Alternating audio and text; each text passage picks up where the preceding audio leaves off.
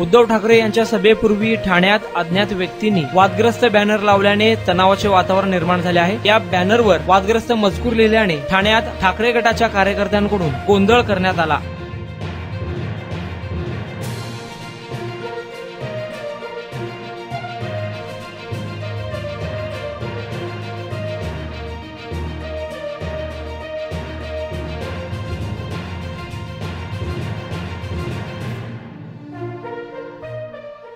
तुम्ही जर पाहिलं तर लोकसभेमध्ये ज्या पद्धतीने महाराष्ट्रातील जनतेने त्यांचा पराभव केलेला आहे त्याची भीती त्यांच्या मनात आहे।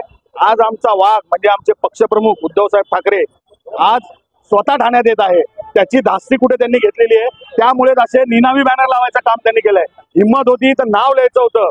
दुसरी गोष्ट, आज ज्या पद्धतीने हा बॅनर लावलेला आहे एक प्रकारे ठाण्यातील लोकांमधला जो सलोखा आहे तो बिघडवण्याचं काम यांच्याकडनं चालू आहे। यांना इकडे काहीतरी वेगळ्या प्रकारचं करायचं आहे, त्यामुळेच हा बॅनर लावला होता यांनी। माध्यमातून आम्हाला त्यांना एकच सांगायचं आहे, तुम्ही तुमच्या पद्धतीने राजकारण करा पण शांततेत करा। ठाण्यातल्या जनतेला त्रास देऊ नका।